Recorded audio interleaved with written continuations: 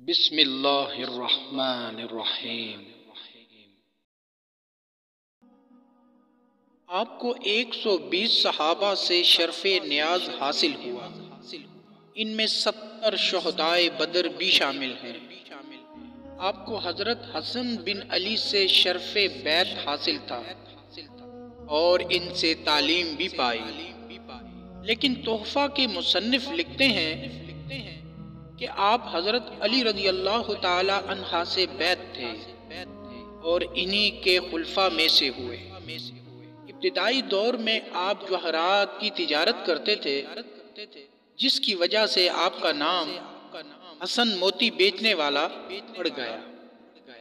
ایک مرتبہ تجارت کی نیت سے روم گئے اور جب وہاں کے وزیر کے پاس بغرض ملاقات پہنچے تو وہ کہیں جانے کی تیاری کر رہا تھا۔ اس نے پوچھا کہ کیا آپ بھی میرے ساتھ چلیں گے؟ فرمایا کہ ہاں۔ چنانچہ دونوں گھوڑوں پر سوار ہو کر جنگل میں جا پہنچے۔ وہاں آپ نے دیکھا کہ رومی ریشم کا ایک بہت ہی شاندار خیمہ نصب ہے اور اس کے چاروں طرف مسلح فوجی طواف کر کے واپس جا رہے ہیں۔ پھر علماء اور باحشمت لوگ وہاں پہنچے اور خیمے کے قریب کچھ کہہ کر رخصت ہو گئے۔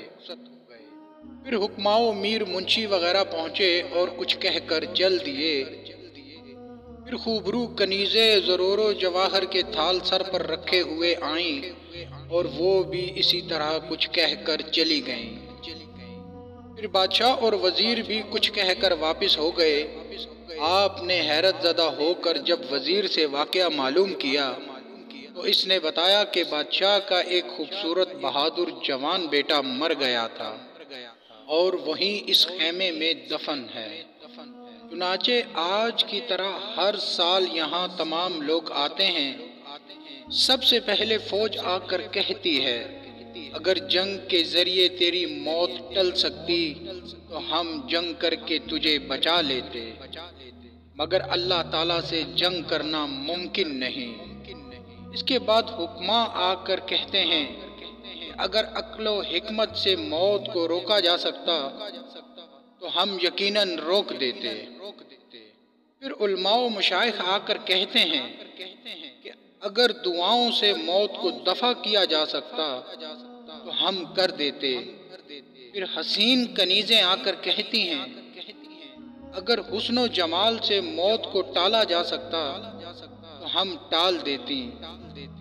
پھر بادشاہ وزیر کے ساتھ آ کر کہتا ہے اے میرے بیٹے، ہم نے حکماء و اتباع کے ذریعے بہت کوشش کی، لیکن تقدیر الہی کو کون مٹا سکتا ہے، اور اب آئندہ سال تک تجھ پر ہمارا سلام ہو، یہ کہہ کر واپس ہو جاتا ہے۔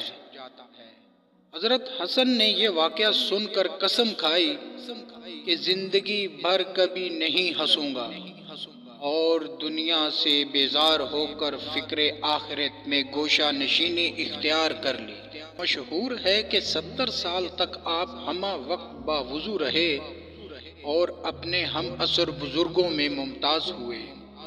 کسی شخص نے ایک بزرگ سے دریافت کیا کہ حسن بصری ہم سے زیادہ افضل کیوں ہیں؟ تو انہوں نے جواب دیا کہ حسن کے علم کی ہر فرد کو ضرورت ہے اور اس کو سوائے خدا کے کسی کی حاجت نہیں۔ ہفتے میں ایک مرتبہ آپ وضو کہا کرتے تھے، مگر جب تک حضرت مائی رابعہ بصری شریک نہ ہوتی تو وضو نہیں کہتے۔ لوگوں نے عرض کیا کہ آپ کے وضو میں تو بڑے بڑے بزرگ حاضر ہوتے ہیں، پھر آپ صرف ایک بوڑھی عورت کے نہ ہونے سے وضو کیوں ترک کر دیتے ہیں؟ پھر آپ نے فرمایا